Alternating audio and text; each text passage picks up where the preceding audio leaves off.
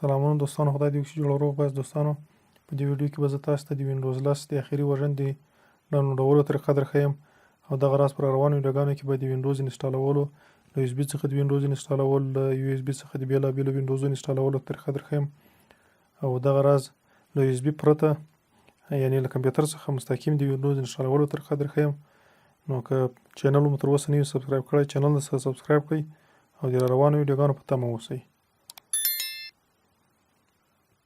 تر وینډوز 10 ډاونلوډولو مخکې به زه تاسو ته د وینډوز د اپډیټو په باره کې لږ معلومات درکړم. د وینډوز 10 د اپډیټو د معلومولو لپاره به په ګوګل کې وینډوز 10 اپډیټس ریلیز اپډیټ سرچ کړئ او بیا به دلته په وینډوز 10 ریلیز انفارمیشن په دې لینک باندې به کلیک وکړئ. دلته د وینډوز د اپډیټو د ریلیز کېدو یا د راوتلو په اړه ځینې معلومات لیکل شوي دي. دلته لیکلي دي چې مایکروسافټ شرکت په کال کې د وینډوز 10 دوه اپډیټه ریلیز کوي یا یې راباسي چې دغه اپډیټونه د مارچ او سپټمبر میاشتو ترمنځ وي او هر اپډیټ ته له 1800 تر 1300 میاشتو پورې ځینې اپډیټونه راځي. او دلته بیا لاندې دغه وینډوز د ورژنو په باره کې د اپډیټو په باره کې معلومات لیکل شوي دي چې تر اوسه پورې مایکروسافټ شرکت لخوا د وینډوز 10 د 20 شتو په نوم باندې اپډیټ راغلی ده، اخري اپډیټ دی په دې نوم باندې راغلی ده، 20 شتو په نوم باندې د 2020 کال د 10مې په شلم باندې. دلته ځینې نور معلومات هم دي چې تاسو که زړه په خپله یې کتلی شئ. اوس به راسو د وینډوز ډاونلوډولو طریقې ته. د وینډوز 10 ډاونلوډولو لپاره به تاسو په ګوګل کې وینډوز 10 لیټسټ ورژن ډاونلوډ سرچ کړئ. بیا به دلته په دې له سرچ وروسته به ډاونلوډ وینډوز 10 ډیسک ایمیج یعنې ایزو فایل په دغه لینک باندې به کلیک وکړئ. دلته به لاندې بیا د دویمې برخې ته راسئ، کریټ وینډوز 10 انسټالیشن میډیا. دلته په ډاونلوډ ټول نو باندې کلیک وکړئ. په دې سره به میډیا کریشن ټول په نوم باندې سافټویر سي شاوخوا 20 MB سایز دا به ډاونلوډ سي. یوه خبره چې باید یادونه وکړم، هر وخت ستاسې وینډوز ډاونلوډوئ که هغه هر اپډیټ وي هر وخت یې ډاونلوډوئ، تر وینډوز ډاونلوډولو مخکې باید تاسې دغه سافټویر اول ډاونلوډ کړئ. کله چې ډاونلوډز په دې باندې به ډبل کلیک وکړئ، دا به اوپن سي. دلته په اکسپټ باندې بیا کلیک وکړئ. دلته دا دویم اپشن انتخاب کړئ، کریټ انسټالیشن میډیا یو اس بي فلش ډرایو یعنې ایزو فایل. دغه دویم اپشن به انتخاب کړئ ځکه موږ د وینډوز د یو اس بي له لارې غواړو انسټال یې کړو او د نور کمپیوټرو کې مې انسټال کړو. ځکه که چیرې د اول اپشن موږ انتخاب کړو نو دا انلاین له انټرنیټ څخه انسټالیږي، چې مصرف زیات راځي او په بل کمپیوټر کې بیا دغه وینډوز نو سي انسټالولی، نو هغه ته مجبور یو چې نور انټرنیټ بیا یې مصرف کړو. نو دا دویم اپشن به انتخاب کړئ.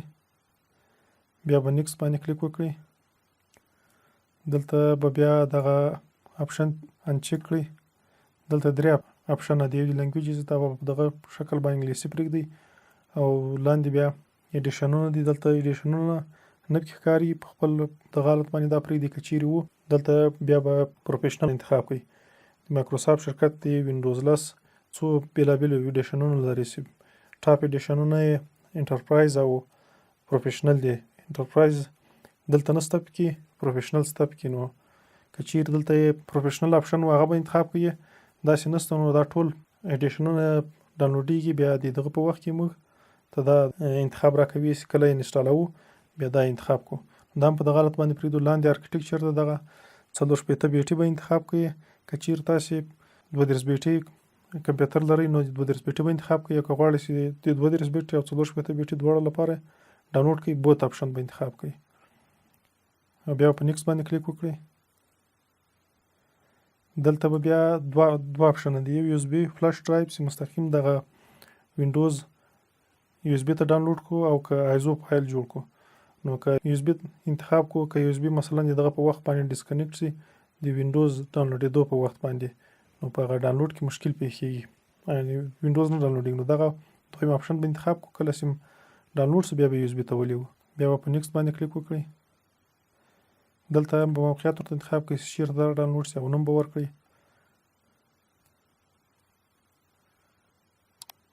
او دا هم د وینډوز ډاونلوډېدل شروع شو. دا وینډوز 10 تقریبا 4.5 جی بي تر 5 جی بي پورې ځای نیسي. نو د دې لپاره باید تاسې شاوخوا 6 جی بي انټرنیټ باید ولرئ. او یوه خبره چې باید یادونه وکړم هغه دا ده چې مثلا که چیرې تاسې د یو مشکل له وجې د وینډوز په یو وار باندې مکمل ډاونلوډ نه کړو، دلته بیا د پاز یا د درېدو د وینډوز ډاونلوډېدو د درېدو د درولو اپشن نشته. نو د دې لپاره مثلا هغه پاته برخه د وینډوز پاته فیصدي بل وخت یا بل ورځ ډاونلوډ کړئ نو کمپیوټر به شټ ډاون کوئ، نه یې بندوئ، بیا نه به سلیپ کوئ، هایبرنیټ باندې بیا دغه کوئ بندوئ.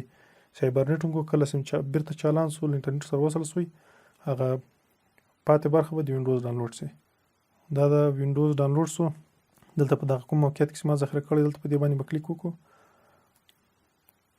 په دې باندې کله کلیک وکړئ هر چیرې چې وینډوز تاسو ذخیره کړی وي هغه ځای ته به راولي. او دا د وینډوز سایز ګورم څومره راغلی ده 4.55 جی بي. نو دا د وینډوز 10 ډاونلوډولو طریقه. خدای دې وکړي چې ویډیو خوښه شوې وي. که ویډیو خوښه شوې وي ویډیو ضرور سره لایک کړئ. که کومه پوښتنه لرئ یا له کوم مشکل سره مخ شئ په کمنټ کې کولی شئ. تر بلې ویډیو پورې خدای په امان.